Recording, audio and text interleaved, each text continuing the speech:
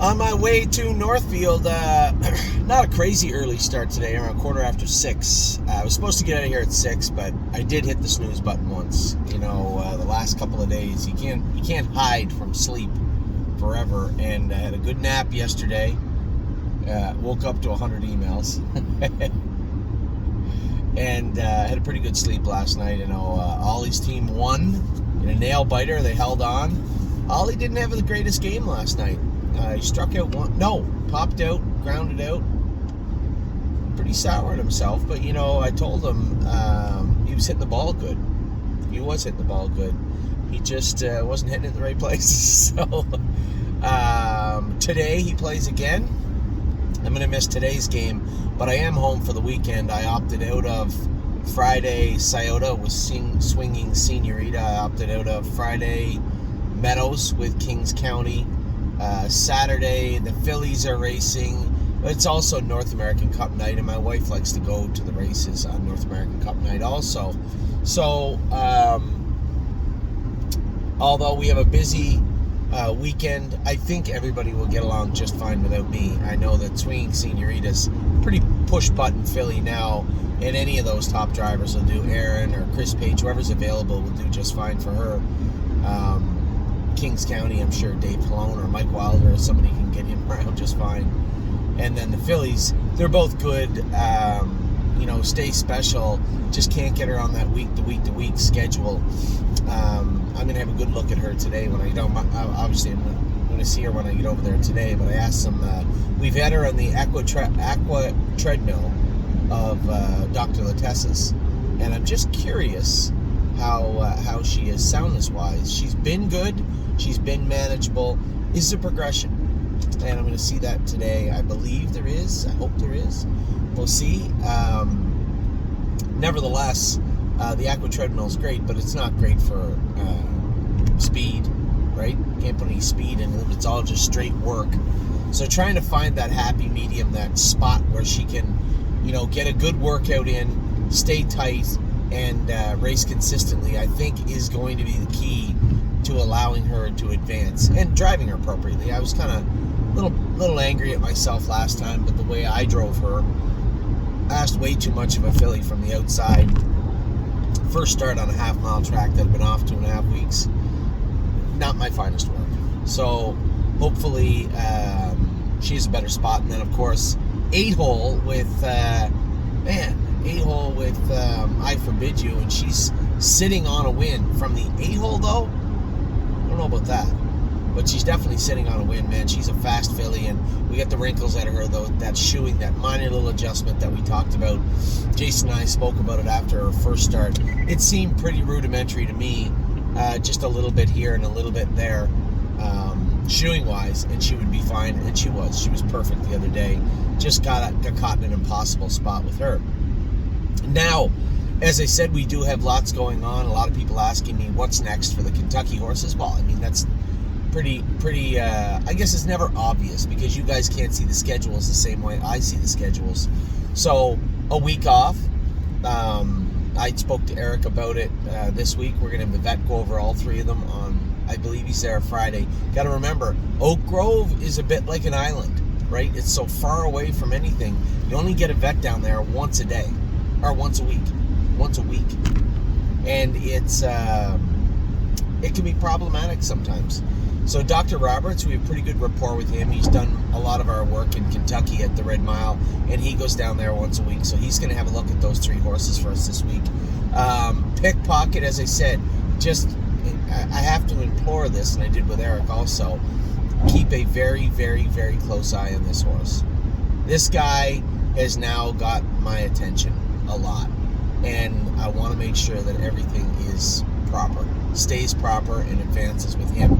As I said to you guys many, many times, and again after the race the other day, if we can allow this guy, if we can nurture this guy and allow him to grow as a racehorse, come Lexington, I think this could be a scary, scary animal for us. So all of our horses are doing well, but this is the time of the year. You know, the cream rises to the top, and we've been talking about Pickpocket being our top horse for quite a while, off and on. He's always hovered near the top or been on the top, and He is. And I know that Arson looked great the other day, and everybody's Arson looked fantastic. He was awesome. If he can find 4 more seconds, he'll be a world-class horse. And that's what it boils down to, is that he's at a point now where he is really flashy and really impressive, but it's all up to him now. And this is the time of the year when it's always up to the horses. But, does Arson have another 3-4 seconds in him to be a world-class horse? Possibly. Absolutely could be. Looked pretty good the other day. But I'm always going to lean Trotter also. And when I look at Pickpocket, there just appears to be something special there also. So we'll see. And that's not to downgrade how good Arson was the other day in any way, shape, or form. I've told you guys forever, we just don't buy a lot of pacers. Everybody says, how come you never have a good pacer? How come you never have a good pacer? Because we don't buy a lot of pacers.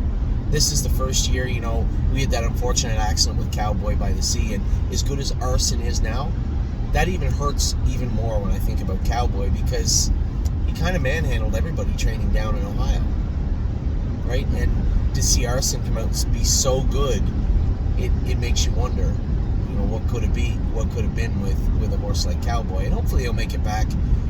He won't make it back this year. He'll make it back hopefully as a 3-year-old. And my only concern is, was there any long-term damage done? Can he mitigate that? Can he push through?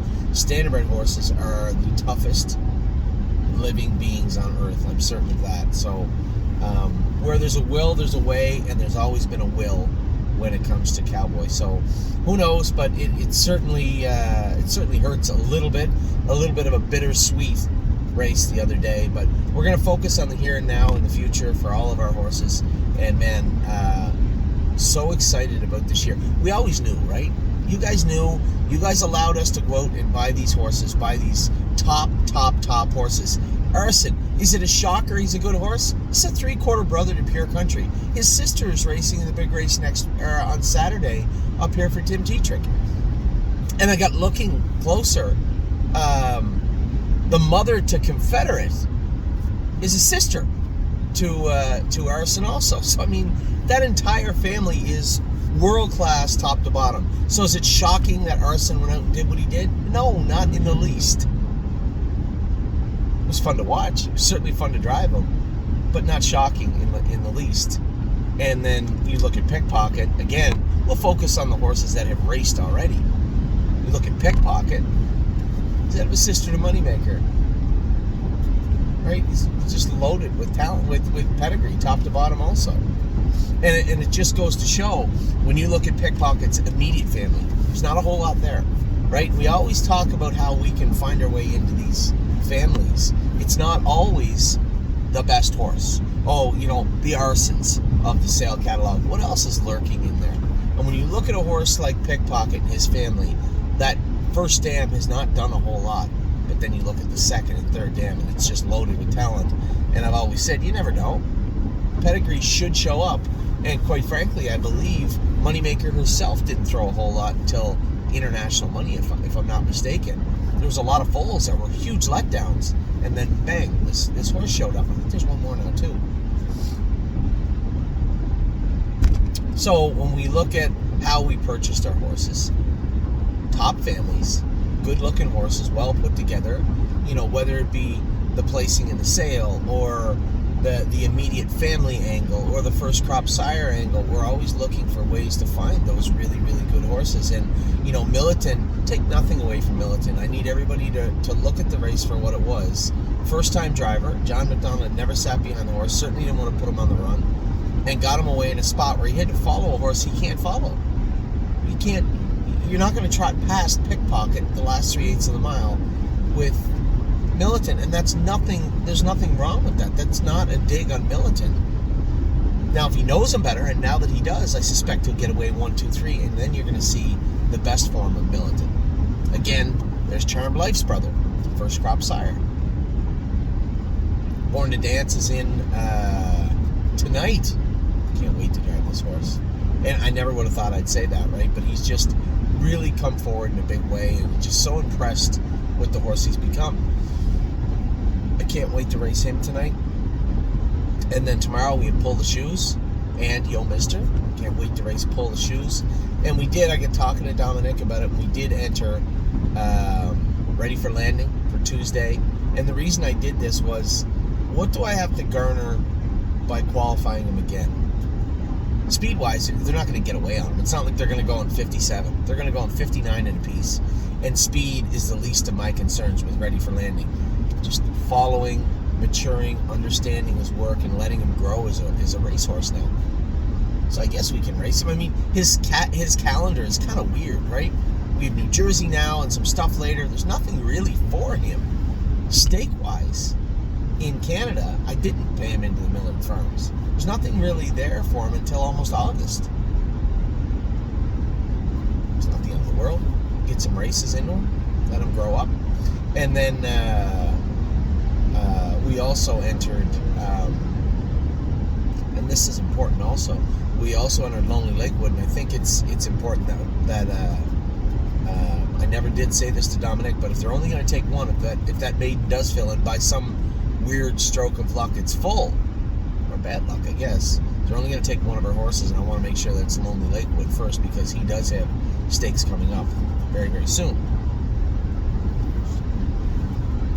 So I wanted to talk about that stuff. I wanted to talk about some of the feedback I spoke about the other day. A lot of people were down a little bit on Militant, and this is the time of year where people see one horse look great and then get down on their horse, and you really shouldn't. You really need to take a step back and look at the bigger picture of things. And we're going to have horses that are going to advance, right? They're going to become better and better and better as their starts go on. And you're going to have other horses that kind of regress a little bit or just kind of flounder when they make the races. That's inevitable. You guys know that. The same as we know from time to time, you're going to have horses that get injured. It's just part of racing. It's a wonderful game because we are racing living beings, and we don't know, right? It's like a well-written show. You don't know from week to week what's going to happen, and that's why we love it so much. So, in other news, during my slumber yesterday, I had an email from Al, one of our clients, and he said, Anthony, really don't care, is scheduled to race on the 28th, but surely you're not going to race Blanton's Blue in the Sire Stakes on the 22nd. And I had made a mental note. From time to time, what I'll do is go into my calendar and make a note, hey, you have to work on the staking a little more clearly today, really button down that staking tonight. And that was my plan, was last night. Sit down, look at horse like Ready for Landing, Lonely Lakewood, where they're going to go, where they're going to start, when should we race them, what that track is, what that jurisdiction is. And I said to myself, 22nd, that's next Thursday. Let me see here. Sure enough, Al, you're right, and you're partially right. We absolutely 100% intend to race Blanton's Blue in the Sire Stakes in Yonkers on the 22nd. You guys have to listen to what's going on also, and I know when I make a ton of videos, it's hard for people to pay attention.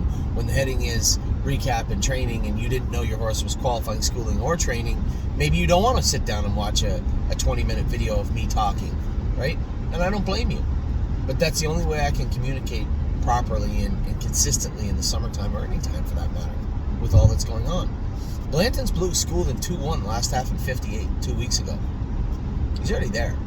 That mile the other day was just a little polish on top, and Scott rather liked the horse. And just so I wasn't getting ahead of myself, I called Scotty yesterday. Called him and said, Scott, it appears Blanton's Blue has a Sire Stake next Thursday at Yonkers. And he goes, oh, that'd be right up his alley. I said, that's the little guy. He goes, yeah, the Montecito brother, I know. He said, no, that would be perfect. I said, no, that's what I thought. Anyway, I had a client had messaged me, and I didn't get to the bottom of all the staking yet. And he said, no, that would be great. I think the horse would fit perfect. Yonkers, first start June 22nd at Yonkers. That guy's ready to go. He corners like a car. I said, yeah. Okay, good. So we put him back into Qualify. It doesn't really matter how he does. It's a flat line in 30 days. So least of my worries is him making a break. I'm going to go with him tomorrow in the qualifiers. That'll be 1 week before the Sire Stake race, and I'll probably get a good training mile, a good qualifying mile in him. So for Al, don't worry about Blanton's Blue, especially the timing of the year. You're not going to see a bunch of killers show up at Yonkers for the very first Sire Stake, but I can tell you this right now, you're going to see one horse show up that is ready to rock right now, and that is Blanton's Blue. Circling back a little bit and talking about,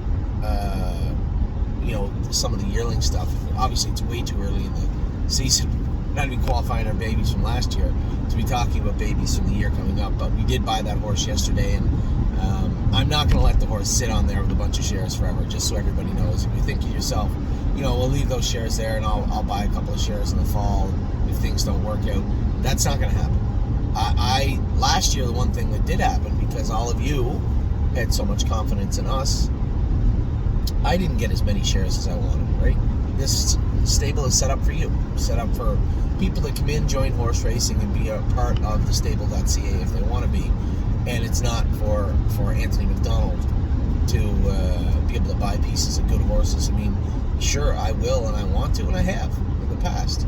But last year, I ended up with a lot less, far fewer shares than I even might have planned to do. And I'm fine with that. I'm fine with every so often owning a bigger piece of a horse that we bought that surprised us a little bit, like More Than You Know, right? And I guess it's only fitting to talk about More Than You Know because they're both by Heston Blue Chip, the horse we bought yesterday, and More Than You Know. So is Fulton, that's racing in the North American Cup on Saturday evening, and a host of others. He makes good horses, and I'm glad to see him take off. But I have no problems with that. As far as the angle of, and it's very, very, I've said the exact same thing, buying horses off people that race horses, and there is no way on planet Earth, unless there's an imperfection on the horse, there's a problem with the horse, there is no way on planet Earth for anybody to know what's what in 2024. We barely know what's what yet in 2023, and it's June. So I can assure you no one knows what's going on for next year. But when you have a big giant stable and you say to yourself, well, I'm going to move, I guess the only way to look at it, the fairest way to look at it, is that the Heston Blue Chips didn't bring a ton of money at the sale.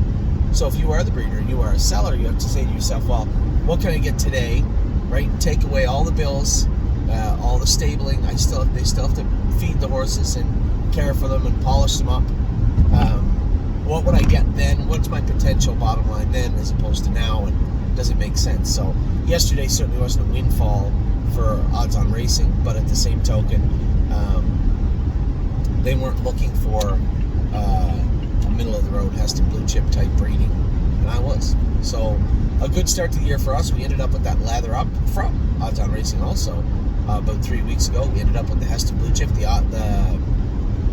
lather up is completely sold out. The Heston Blue Chip a little slower. And just a little note to everybody, come Friday or so, if there's a bunch of shares sitting up there on a $6,000 yearling, that could be anything still, I'll be absorbing those because I don't get to buy many anymore.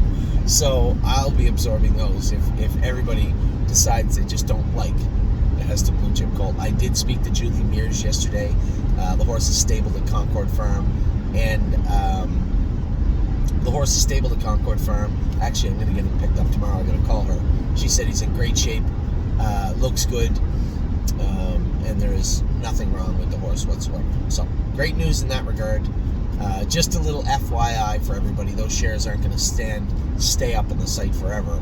Come Friday, Saturday, when I get a chance to look on the site again, if they're just sitting there, they won't be any longer. Now we get to the horses that raced yesterday. I guess now a couple more updates. Brace for Landing, I'm going to turn him out for the next 5 days on the grass. He has been eating good. He's back up now. We did a little bit different castration, much like the horses that originally said I had them win and operate, and it was a closed castration just because of the heat, the flies, and everything else. I didn't want there to be any complications with this castration on Brace for Landing, so that's how we did it. He looks like he's in good spirits and eating really well.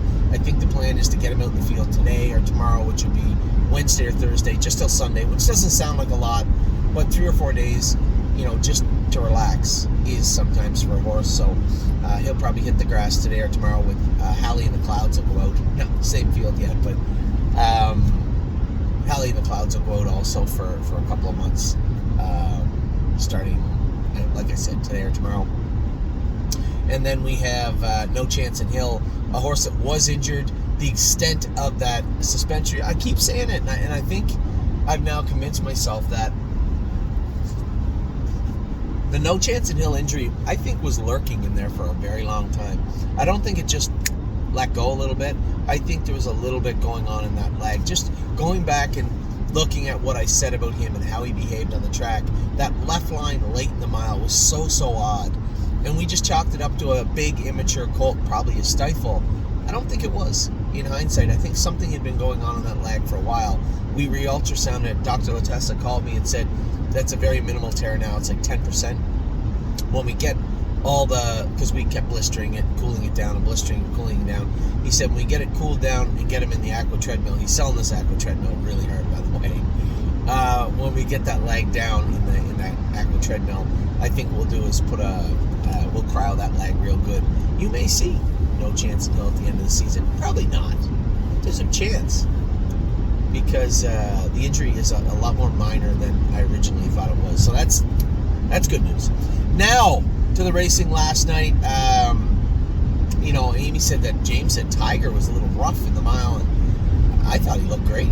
Usually when Tiger's not great, firing on all cylinders, one, he looks weak, and two, you can see he looks rough, right? I didn't see that. I thought he was running in a little bit last night in the first turn, but I didn't see what James had seen. So I'm interested to have a conversation with him today, and then have one with Dominic about any potential changes. But I'm not in a big hurry to go out and do a ton of that work on White Tiger again until we get him squared away and trotting where at least James is comfortable, I guess, with him. But 52 and 3, 27 seconds. The line certainly doesn't present like he wasn't good, that's for sure.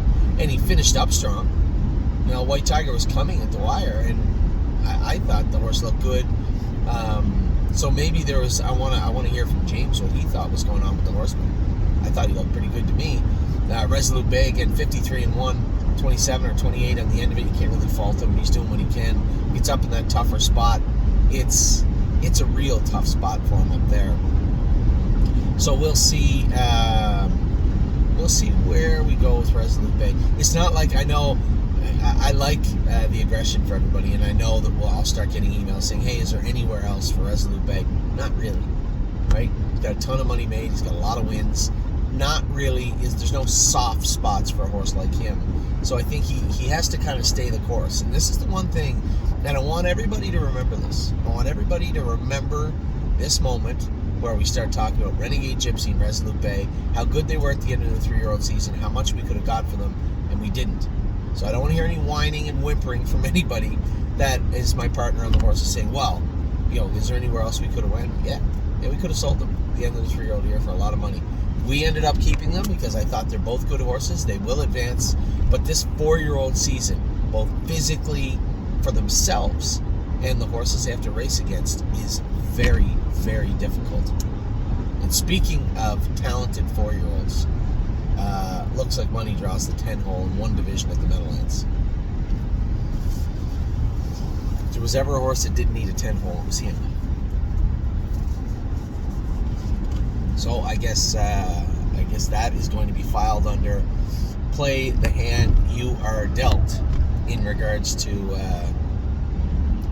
looks like Money. Really sucks. Would like to get an inside post to him. I know Scotty loves him, Megan loves him, and you're just gonna have to take your lumps on this one. There's 3 or 4 more divisions. It looks like there's only one division of this entire crew anyway. So as the summer goes on, one looks like Money for the next 4 weeks is going to pick up money in that class. Is it fair to think he's going to go out and win? No, but he's not completely overshadowed either. That horse, Aki's at One Easy, looks like a freak. Sure, absolutely, there's no two ways about it. But throw another 4 weeks into some of these horses racing, and it starts to level the playing field, so to speak. So we'll see how Looks Like Money does. You can be sure Scott's not going to come screaming out of the 10-hole and put him in a tough spot. He's going to race the horse accordingly, as he should. And we'll see what the rest of the summer brings. And speaking of horses that are coming into their own, Nothing But a Dreamer looked some good last night. 54 flat. I thought he tried a 53 and 4, but anyway, it doesn't matter. 54 flat, 28 I think on the end of it. Give him. You can see what I told you guys. And you guys see now. You know, when you hear me talk about the horses growing, getting maturing, getting better, you know, you have to take note of that and watch it on the racetrack. And you saw Nothing But a Dreamer. You know, he had that slow start. We had to scratch him from the SBOA. He gets sick. Then he missed that time. And you just can't miss that time and put it in at the training center and then come out and have the horse look like he's ready to do battle at top speed and at the best of his ability. It's impossible. You can't ask a horse to do that. And that mile in 56 was a bit elusive, right? You're like, is he just a grassroots horse? Is he as good as we thought? Is he coming back? Okay, geez, he looked kind of ordinary in 56. But then you have to put it into context, right? You have to put it into context. The sickness, the time off, the missed time, coming back. The mile in 56 wasn't horrible. And now you got to see last night a little bit better, right? He still looked a little like he wasn't ready to do any more than we asked him to do last night. But that's okay, because it also looked like he potentially could. We know how talented he is. We know he has a great work ethic. We know he's fast. He's got a beautiful gait. We had the hobbles off him this year. He will trot. And I think somebody sent me a note and said, I think this horse will trot 52 and a piece this year. I agree. I think he will. It's going to take, for a horse like him to get up to that speed and that level, I think it's going to take him a good 3, 4, 5 starts. So again, he's got all summer. I wouldn't mind if Harry just dumped him in the grassroots his next start, to be honest. Wouldn't bother me in the least. And I hope he does. So, Nothing But a Dreamer looked fantastic last night. Much, much, much better. But you saw the progression, right? And that's the learning part of the game, is to understand these little things. You know, they aren't cars. You can't just put them in to go and zoom. They go forward. They're not claimers. They're not old horses. These are younger horses. They don't advance the same way. And it's important to watch that. So a good learning experience for the horse, a good learning experience for some of our clients last night, and it certainly looks like Nothing But a Dreamer is well on his way. Tiger and Resolute Bay, as I said, I was happy with both of them. Resolute Bay is doing the best he can. I'd like to keep him. It's easy to say, oh, I'd like to keep him in a little easier. That's easier said than done.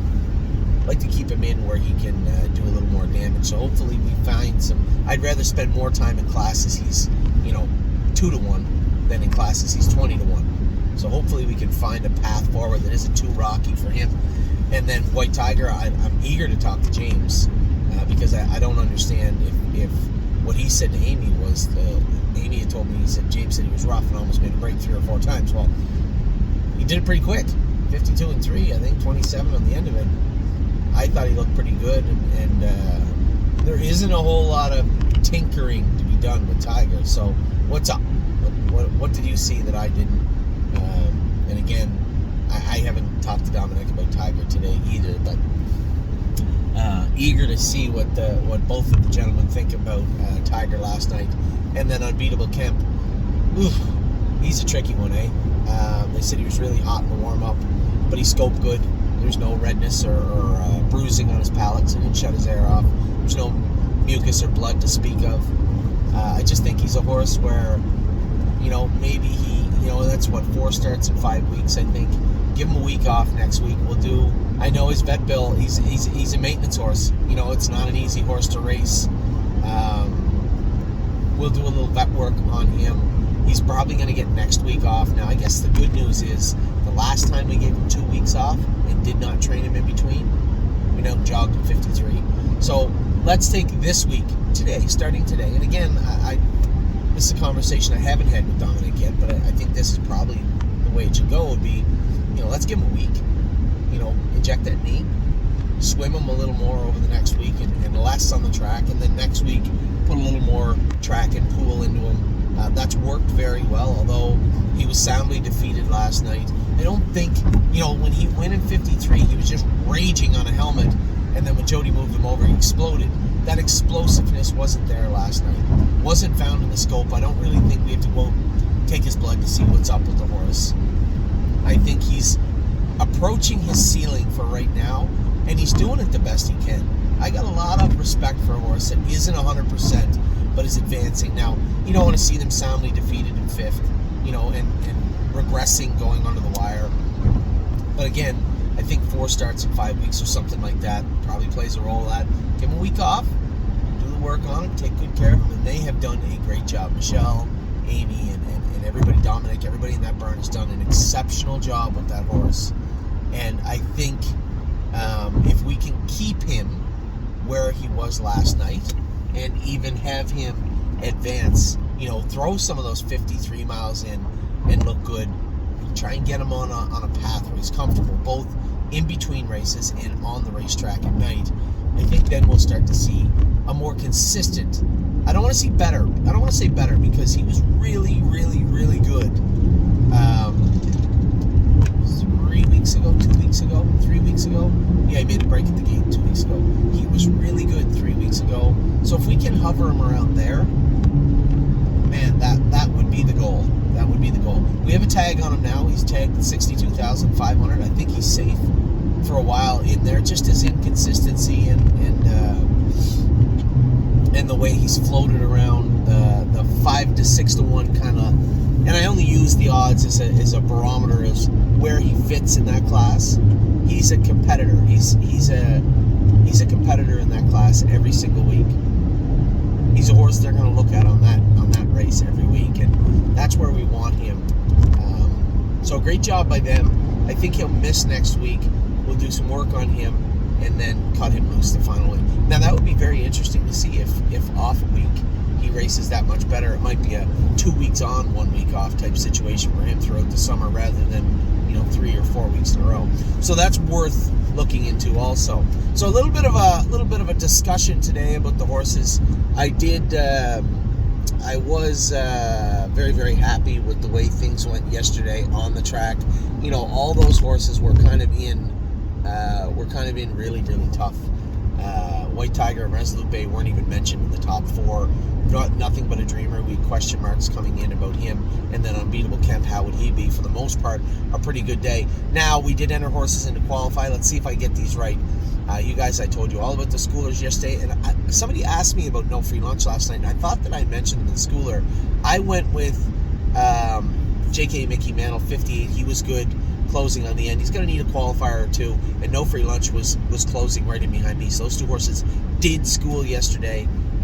Harry had told Bobby I went 56. I watched it 58-1, and I was sitting on the horse, so I'll go with mine. But his sounded great, but I'll go with mine. They're going to need a qualifier or 2, I would imagine, and then be ready to go. Who did we enter? I did not enter mounts for all. Remember, these were Tuesday schoolers, back Friday qualifying. So the only horse where we did enter Flash Fly to qualify, but I may scratch Flash Fly and enter her Tuesday just because that was a lot for her. And I was impressed with the way she trotted with the new shoeing and the trotting hobbles applied. So you may see Flash Fly Tuesday, not Friday. My thinking is Friday might be a lot. If we go Tuesday and for whatever reason, God forbid, she makes a mistake, at that point we can go back Friday, because Friday is when she has to qualify so that she can go to the Sire Stakes on July the 1st. So that's my thinking. Flash Fly is entered, but you may see us scratch her and go Tuesday. Great Bet is entered into qualify. Probably going to be a very lackluster, kind of ordinary qualifier. 2-1, 2-2, I suspect, on Friday, and then come back with 1 in 58. That's our plan. With him, Jade, Port Beach Boy won't go. Obviously, he schooled yesterday. Mick Paisley, I believe, is entered into qualify. She's training today. Watch your mouth. We're going to wait a week. No problem there. Time is on my side. Schooled. He won't be qualifying. Winter Bells won't. Alibaba won't. Drebin, we had vet work done him Monday. Got those knees done with the medication we talked about. He's not training today, and he is not schooling on Friday. We'll train him Friday or Saturday. You'll likely see him into qualify the following week. Bruno is not qualifying. Seasons of Love is not qualifying also. So we don't have that many to qualify on Friday, maybe 2 or 3. I think Mick Paisley, Great Bet for sure. Flash Fly being to qualify. Insider Trading is going to be in to qualify also on Friday. Where'd she go? Why is she not on this list? She'll be in to qualify on Friday. So now you guys know what's going on. Just a very fluid time of year. You know, the thing with Blanton's Blue and trying to get flash flag qualified, and everybody qualified and off to their jurisdictions, or making a plan. A horse like Ready for Landing's not going anywhere, but still will be into qualify on Friday. Or sorry, not into qualify Friday, into race on Tuesday, just until we get them situated. You know, they're comfortable. Okay, this horse seems good now. Is he ready to go somewhere? I suspect Ready for Landing has been way ahead of me for the last 3 weeks. I told you guys August almost before he qualified on June 10th. I told you he wouldn't race. He is racing. So he's been advancing at a pretty furious rate the last 3 weeks. Where does that advancement start? I don't know, but we're going to see. So it's here now, the time of the year where we get to see all the horses, which ones are as good or better than we hoped, and which ones unfortunately have let us down. And it's a very, I was going to say stressful, but different kind of stress. Stressful in the sense that I too have to wait to see what everybody's going to do. So with that, I'll let you go. A 35-minute update here this morning. I'm not really sure how informative it was, but certainly killed the time. So with that, I'll let you guys go. I'll talk to you later. I hope you all have a wonderful Wednesday morning. Take care.